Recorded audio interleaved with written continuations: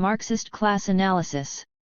This pamphlet was written in the spring of 1976 as a result of numerous discussions and debates about the meaning and application of Marxist class analysis for conditions in the United States. The goals of the pamphlet are to contribute to the clarification of the basics of class analysis, provide a basis for critiquing pseudo-Marxist analyses, and most importantly, provide a basis for developing a fuller analysis including the analyses of the class positions of oppressed nationalities and women, the particularities of which were beyond the scope of this project. All of these are pressing tasks for those of us in the anti-imperialist and socialist struggle. Marx's concept of class. A beginning elaboration by Jim Russel. Class analysis is the basis of the strategy for revolution and the study of history. The concept of class is a kind of prism through which Marxists view and understand the relationships of a society. Thus, no Marxist disputes the importance of class analysis, but there is considerable disagreement among Marxists about the method for actually making a class analysis. There is a surprising lack of unity over the basics of class analysis. Researchers widely disagree about even the definitions, numbers, and compositions of classes. The problem is particularly acute in the United States, where recent writings, all claiming the mantle of Marxism, have presented fundamentally different portrayals of the contemporary class structure. Many analyses have been Marxist in name only, that is, Marxist terminology is used freely, but often with arbitrarily revised and sometimes even bourgeois meanings. Because, in short, the method of many of these studies is eclectic, it is important to re-examine the original method of class analysis pursued by Marx and Engels.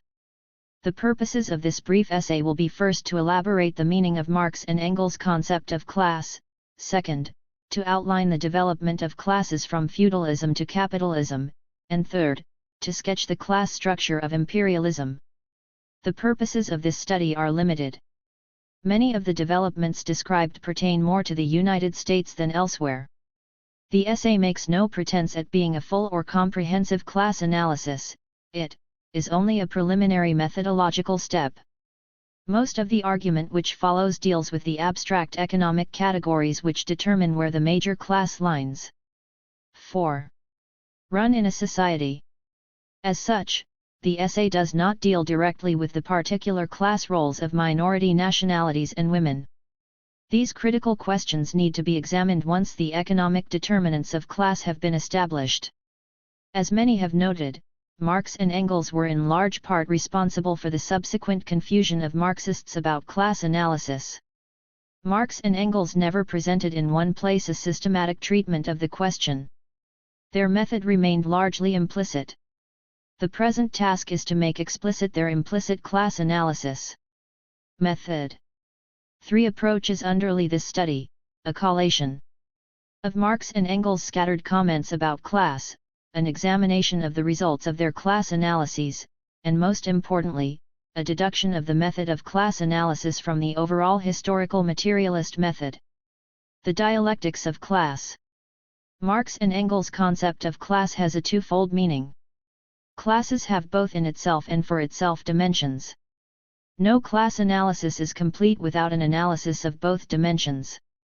The analysis necessarily begins though with the class in itself.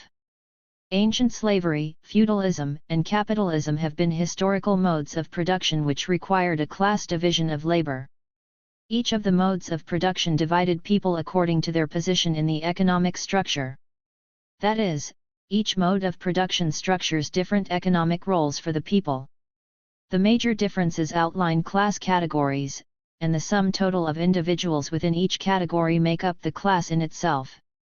In short, the nature of the mode of production structures the fundamental class lines of that society. The nature of the particular mode of production was always the material foundation of Marx and Engels' class analyses. The in-itself aspect of class analyses emphasized the dialectical interrelationship between the economy, its tendencies, the class structure, and the structured life chances of people. The organization of a mode of production determines where the class lines will run through a society, which in turn determines the overall inequalities of people's living conditions. 2. On a day-to-day level, economic developments can be traced to their differential class effects. For example, in capitalist countries inflation generally benefits those who own property since property values go up. At the same time, inflation adversely affects the propertyless classes for whom the only thing that goes up is their living costs. By what criterion did Marx and Engels determine how to draw the class in itself lines for each mode of production? Marx and Engels concluded that each class in itself has a qualitatively different relationship to the means of production of a society. What then are the means of production? The briefest definition would be to state that the means of production are the means that labor uses to produce the wealth of a particular form of society. The means of production listed by Marx were raw materials, auxiliary materials, and instruments of labor. At the core of historical materialism is the simple but profound idea that people in order to continue living must produce food, clothing, etc. The means by which they produce these necessities with their labor are in fact their means to life itself. Control of the means by which people produce is ultimately control of the people themselves. The particular form taken by the means of production, however, varies according to the mode of production. Feudal societies are mainly agricultural and the tools available for production are relatively undeveloped. Labor is long and back-breaking, animal power is the highest source of energy available to the production process. The primary means used by labor to produce meager wealth is the land. Consequently, relationship to control of land utilization determines the fundamental class in itself structure of feudal societies. Advanced capitalist societies, by contrast, produce wealth by means of much more highly sophisticated tools. In terms of energy available to the production process, nuclear power is a far cry from an ox. These highly sophisticated tools, which become grouped in factories, laboratories, mines, stores, offices, and other workshops, together with the raw materials which are to be processed, are capital property. D. Consequently, relationship to control of capital property utilization determines the fundamental class in itself structure of capitalist societies. The class in itself relationships to the means of production of feudalism and capitalism will be specified more closely below. But, the in itself dimension is only one side of the question. Marx and Engels also wrote about the class for itself. It is one thing for aggregate of people b. to share a common relationship to the means of production. It is quite another thing for those same people to come together and act politically from their common position. The for itself dimension emphasizes the dialectical interrelationship between the class and the making of history. The proclamation, the history of all hitherto existing society is the history of class struggle in the Communist Manifesto, assumes the development of classes for themselves.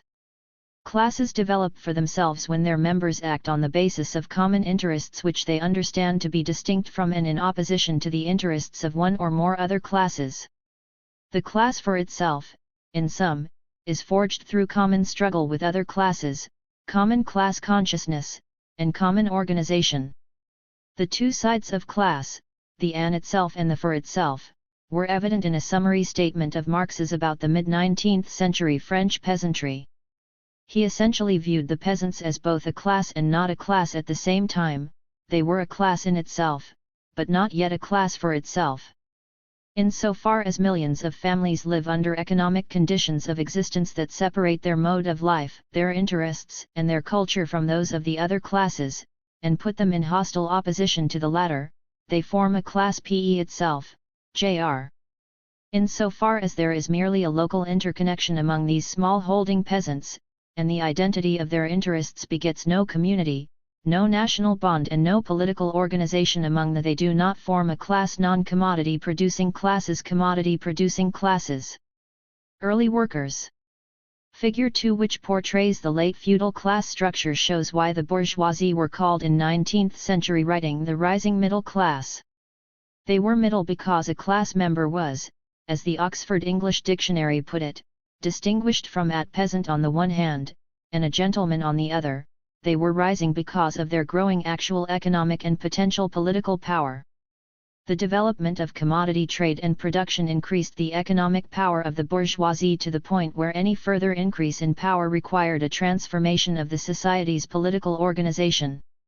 That is, because the feudal political structure was geared to the interests of the landlords, the capitalists had to consolidate their economic power by capturing state power. The capture of state power was necessary to unleash further capitalist development. The English revolutions of the 17th century, the French Revolution of the 18th century, and to some extent the U.S. Civil War of the 19th century were bourgeois revolutions. Capitalist economic development shot forward in the aftermath of each. Essentially, capitalist forms of economic activity which were antithetical to the whole nature of feudalism developed quantitatively and eventually forced the qualitative overthrow of the whole feudal form of organization. Early capitalism. Capitalist development is uneven and complex. Some regions and countries develop much faster than others for a variety of reasons. Different production systems have existed both side by side with, and functionally incorporated within, capitalist development. For example, in the capitalist development of the United States, subsistence feudal-like agriculture has existed side by side with commodified agriculture, and slave production was utilized to accumulate capital. Scattered throughout Marx and Engels' writings are references to 5 different classes in early capitalism. 2 are capital-owning classes, the bourgeoisie and the petite bourgeoisie. 2 are propertyless classes, the workers and the slaves. And 1, the peasantry, is divided between property owners and non-property owners. Early capitalist class structure. Capitalists. Petite bourgeoisie. Peasants. Propertied classes. Non-propertied classes. Slaves and peasants are sizable classes only in early capitalism. Slaves are economically distinct from workers in that they do not even have the relative market freedom to sell their own labor power. Marx wrote, "The slave did not sell his labor power to the slave owner, any more than the ox sells its services to the peasant. The slave, together with his labor power, is sold once and for all to his owner. He is a commodity which can pass from the hand of one owner to that of another. He is himself a commodity, but the labor power is not his commodity." Capitalism has utilized several different types of unfree or slave labor. The most important was chattel slavery, the brutal enslavement for life of first the indigenous peoples of the Americas and then the kidnapped African peoples. Marx concluded that both the profits taken from the African slave trade and the value sweated out of the slaves in production contributed significantly to the accumulation of capital which laid the economic foundation for industrial capitalism. Once the economic foundation for industrial capitalism had been laid, though a process which lasted over 300 years, the period of chattel slavery in the Americas, agrarian slave capitalism and its state needs proved to be an obstacle to further industrial capitalist development. The essential economic conflict of the U.S. Civil War was over which system of capitalist production would prevail, agrarian slave capitalism or industrial wage labor capitalism. Thus, chattel slave capitalism ended, although, of course, its mark was institutionally burned into subsequent history. There have been 3 less recognized types of unfree labor which must be included under the economic definition of the slave class. In the early stages of capitalist development there was a lucrative trade in indentured servants, individuals who bound themselves over or who were bound over to a master for 7 to 14-year periods in return for payment of their passage to the colonies. Many of the shipping companies involved in the African slave trade made their original capital from the indentured servant trade. At the time of the U.S. War of Independence from Great Britain, it is estimated that close to 1/2 of the Anglo-European population in the 13 colonies were descended from indentured servants. Peonage is a form of slavery where the individual has to bind over to a master control of his future labor power because of accumulated debts. Marx wrote, "Slavery is hidden under the form of peonage. By means of advances, repayable in labor, which are handed down from generation to generation, not only the individual laborer, but his family, become, de facto, the property of other persons and their families." The bottom rung of the sharecropping system in the South after the U.S. Civil War was occupied by ex-chattel slaves. Their economic conditions of life closely approximated peonage slave conditions. Prison labor continues to this day to be a state-administered form of forced slave labor. Any theory of the capitalist state has to take into account the extent to which the economy is dependent on such products of prison slave labor as road building, furniture production for state institutions, license plate stamping, and so forth. A significant peasant class existed in the early period of capitalist development. A peasant is one who has day-to-day control over the means of production and whose labor is chiefly directed toward the production of use values rather than commodities. The cutting edge of the definition is the non-commodification of the labor.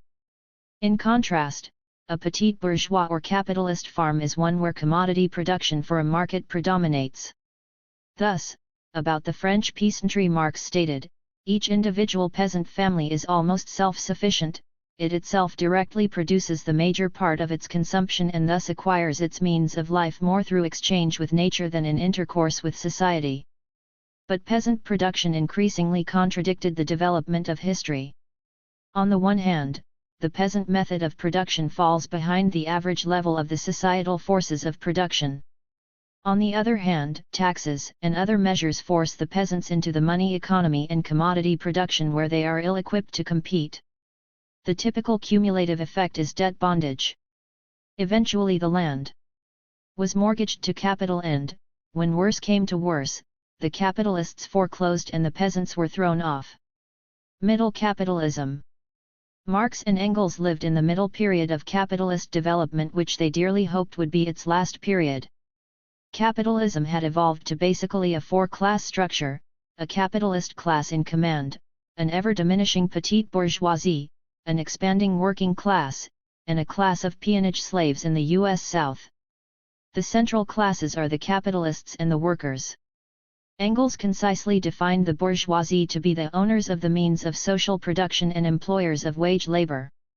He equally concisely defined the proletariat to be the class of modern wage laborers who, having no means of production of their own, are reduced to selling their labor power in order to live.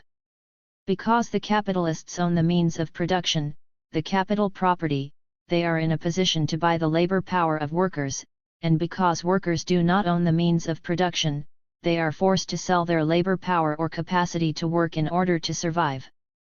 The relationships of the capitalists and the proletariat to the means of production are thus clear enough, one is propertied and the other is propertyless. The petite bourgeoisie are also a propertied class which has ownership or control of the means of production. An argument could be raised that some small proprietors rent rather than own their means of production and consequently that it is misleading to refer to the petite bourgeoisie as a propertied class. Furthermore, much of the means of production utilized by the petite bourgeoisie is so heavily mortgaged that it is really owned by banks. But, while the details of this argument are true, the conclusion is unwarranted. A petit bourgeois who rents the means of production is in effect purchasing the prerogatives of being the owner of the property for the period covered by the rent. It is not at all uncommon for capitalist businesses, small or large, to purchase the use for given periods of time capital property owned by others. Why is there a class line between the petit bourgeoisie and the capitalist class proper if both are propertied? The reason is that the two classes have a qualitatively different economic relationship to the exploitation of wage labor. In contrast to the capitalist class proper, the petite bourgeoisie are not significant employers of wage labor because the size of their capital property is too small. The petite bourgeois operation is so small that the working owner produces most of the value. The difference between the petite bourgeois and the capitalist can also be expressed in Marxian value terms. Exchange value production requires constant and variable capital. Marx terms the means of production as constant capital. As intermediaries in the labor process, the means of production preserve and transfer value which was originally created by labor in its journey from raw material to finished commodity. Marx referred to labor power as variable capital because it is the element in the equation that accounts for the creation of surplus value at each step in the production process. The capitalist has workers for whom he can vary their labor time, the pace of work, and thus the surplus value produced. The petite bourgeois has only his or her own personal labor time and pace of work to vary. If the capitalist exploits workers, the petite bourgeois, in a manner of speaking, self-exploits. As in all classes, there are strata differences within the petite bourgeoisie. At the top are independent professionals and merchants, at the very bottom are the abysmally poor sharecropping and tenant farming operations which are just above peonage conditions. In the long run the petite bourgeois class, as Marx put it, vegetates alongside the major capitalist and proletarian classes. The means of production at its command are too small to effectively compete in market situations. Progressively the petite bourgeois withdraw from the center to the margins of the economy. Businesses go under, the size of the class shrinks. Many are forced into the always growing working class. Imperialist capitalism. Marx and Engels' only wit. Nest the beginnings of imperialism. The vitality and longevity of capitalism proved to be longer than they 15 had hoped. They had made the prediction that the working class would swell to encompass the majority of industrial capitalist populations. This prediction has come true in all advanced capitalist societies. The ranks of the proletariat have been swollen by ruined petite bourgeois, peasants driven off the land, and freed slaves. Meanwhile the size of the capitalist class has diminished. The petite bourgeoisie continues to hang on as a class in itself. Small businesses exist but they no longer occupy a central role in the economy. The size of the petite bourgeoisie in the United States has withered to no more than 10% of the population, down from close to 50% at the turn of the century. The ruin of small family farming accounts for most of the decline. There has also been a sizable decline in the size of the urban petite bourgeoisie, i.e. the owners of small stores, workshops, independent professionals, and the like. A major debate among Marxist researchers of the contemporary class structures is whether the descendants and class traits of the petite bourgeoisie, often called the old middle class, have emerged in a new middle class of privileged employees who stand between capital and labor.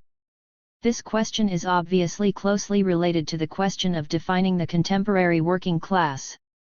To pose the question sharply, has a class break developed among the population of propertyless employed persons in monopoly capitalist societies such that there are now two propertyless classes? Starting at the top of the hierarchy of employed persons, nearly all writers exclude top management in the state and private corporations from membership in the working class.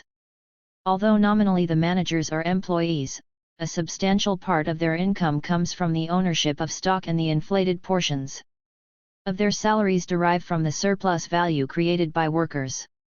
The controversy begins with the next rungs down in the employee hierarchy: middle management, salaried professionals, scientists, and technicians. 1. 16. Position identifies these employees as the top strata of an expanded working class. Typical of this position is an analysis which appeared in Socialist Revolution.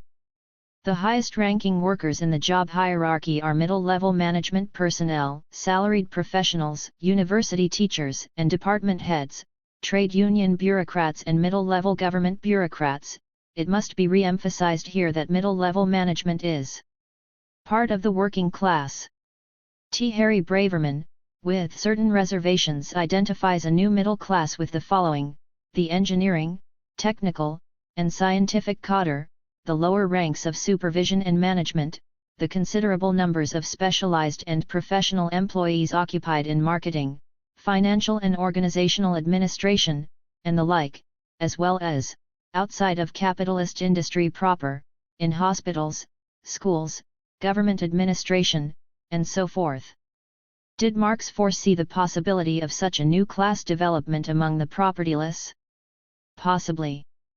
Some proponents of the new middle class thesis have noted this remark by Marx about Ricardo in the theories of surplus value. What he forgets to emphasize is the constantly growing number of the middle classes, those who stand between the workman on the one hand and the capitalist and landlord on the other. The middle classes maintain themselves to an ever-increasing extent directly out of revenue. They are a burden weighing heavily on the working base and increase the social security and power of the upper 10,000. Unfortunately, Marx never developed the remark. AE represents no more than an offhanded comment which could have several possible meanings. As such, it is an extremely weak justification for new middle class theories. Part of the problem rests with the meaning of the term middle class. The use of the adjective middle to describe a class is based, not on the relationship of the class to the means of production, but rather on the status relationship of the class to other classes. Consequently, it is unclear to which middle classes Marx was referring. In all of his other writings, lower middle class referred to the petite bourgeoisie and upper middle class to the bourgeoisie. But then again, the only justification for continuing the anachronism of calling the capitalists a middle class when they had clearly become the ruling class was conventional usage. Perhaps, in the Ricardo comment, Marx was on to a new potential class formation, but we will never know. Much more productive than the Ricardo comment for grounding the new middle class theory is Marx's general method. Since classes are based on qualitatively different relationships to the means of production, the new middle class, if it exists, must be based on a relationship to the means of production which is qualitatively different from that of workers. Ownership or non-ownership of the means of production is the first qualitative class distinction. But we have also seen that there is a qualitative class distinction among the propertied, i.e. between capitalists and petite bourgeois. The new middle class theory depends on the demonstration of the existence of a parallel qualitative material class distinction among the propertyless. I believe that a qualitative class distinction among the propertyless employed population does exist. The material base for the class distinction is the differential market value of the labor power offered for sale. The new middle class can sell their labor power at a much higher rent than the working class. This does not mean, though, that the labor power of the new middle class is necessarily in direct proportion more productive of surplus value. Entrance to many new middle class professions can be and often is restricted in order to keep the market value of the labor power artificially high. The restricted training of medical doctors in the United States is a common example of this practice. What accounts for the different market values of labor power? The value of labor power, according to imperialist class structure. Capitalists. New middle class. Petite/bourgeoisie. Propertied classes, propertyless classes. Marx, is set like that of any other commodity by the quantity of socially necessary labor time which goes into its production. Higher value laboring powers require a greater investment of labor time in their production, maintenance, and reproduction. 4. Example, more labor time is invested in the training of a nuclear physicist than in the training of an automobile assembler. But, it is also well known that the labor theory of value, of which the determination of the value of labor power itself is one aspect, was never meant to predict the actual market prices of different commodities. The labor theory of value rather predicts the underlying structure of the determination of prices. It states that the socially necessary labor time incorporated in the production of a commodity is the most powerful force determining its eventual price. Other factors such as supply and demand relations can cause market prices of commodities to fluctuate above or below their labor time determined exchange values. Monopoly capitalism magnifies the disjuncture between exchange values and market prices for the products of labor because monopoly corporations, largely immune to price competition, have the power to set prices artificially high. A parallel dynamic goes on in the labor market. Certain skills are monopolized and their price is set artificially high. These skills are concentrated in the new middle class. The new middle class monopolizes those skills which fetch a high price on the labor market and restricts entrance to their ranks in order to keep from flooding the market. Higher educational institutions play a principal role in restricting entrance to the new middle class. Only a minority are encouraged and allowed to obtain the professional degree which is often the entrance ticket to the new middle class occupation. The state often seals by law the entrance requirements to the new middle class. For example, in most states you have to have graduated from a certified law school to become a lawyer.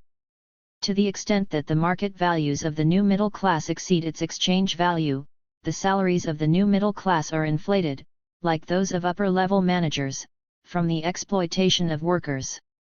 5 other factors stemming from the growth of imperialism contributed to the development of the new middle class.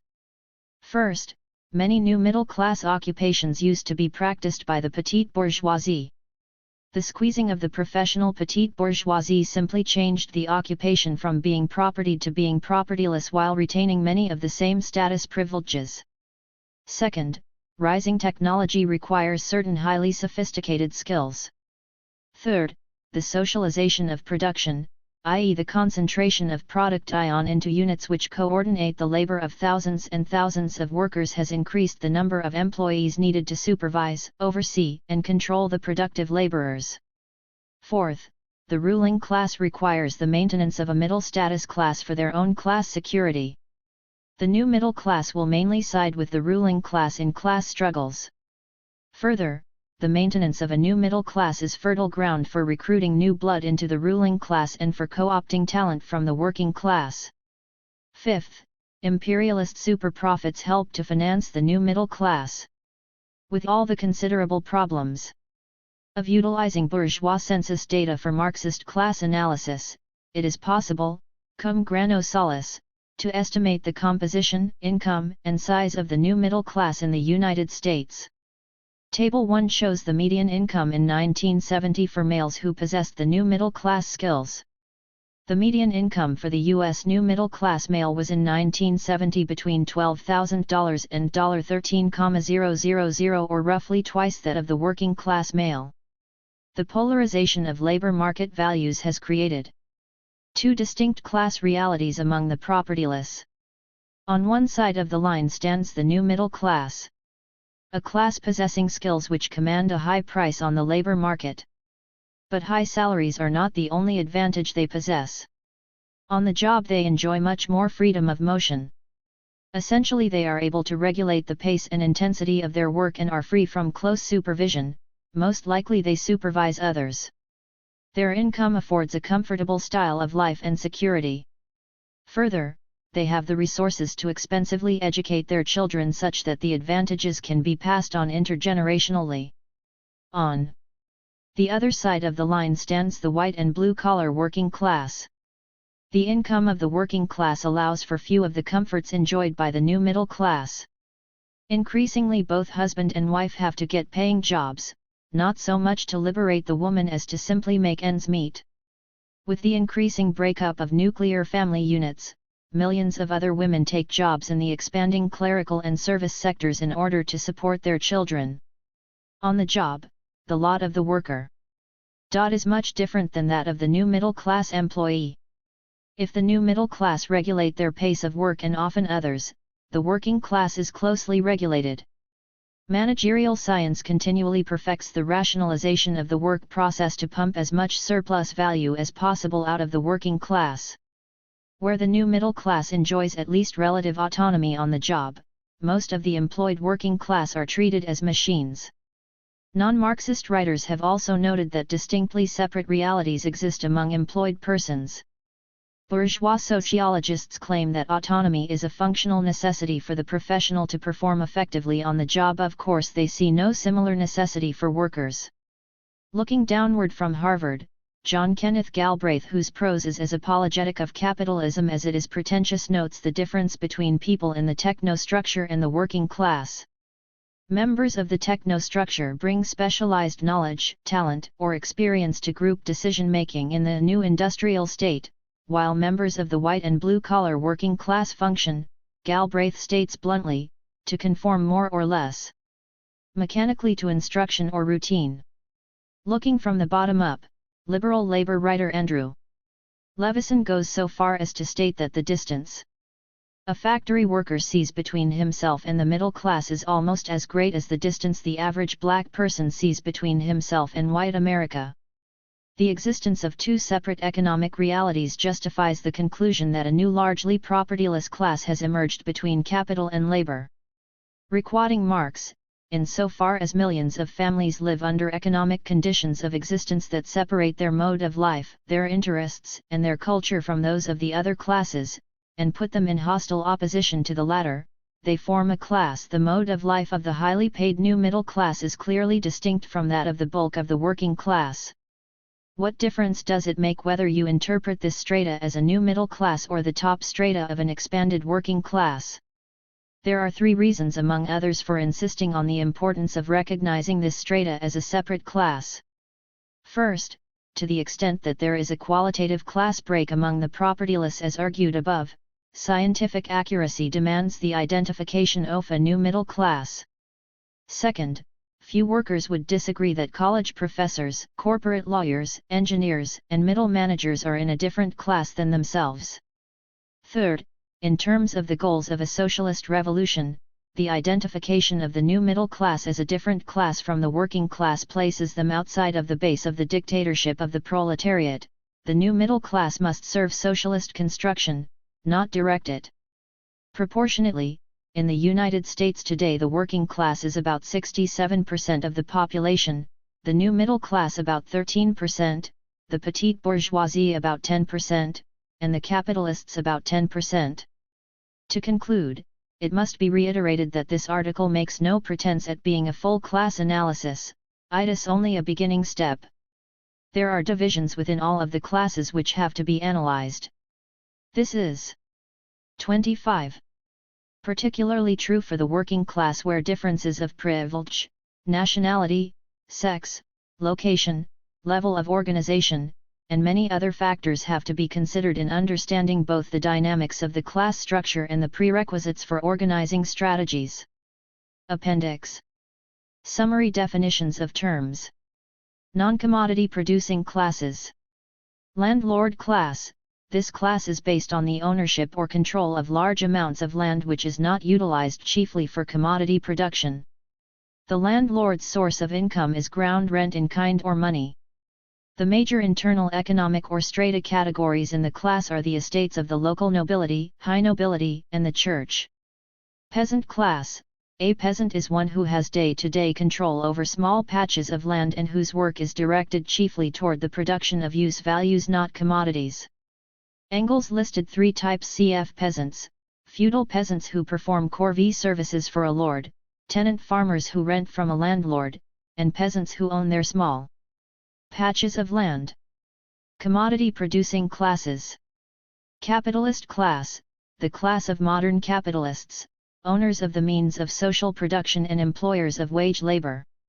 The major internal economic or strata categories of the capitalist class have been landlords, slave owners, merchants, industrialists, financiers, large farm owners, rentiers, and upper management in private industry and the state.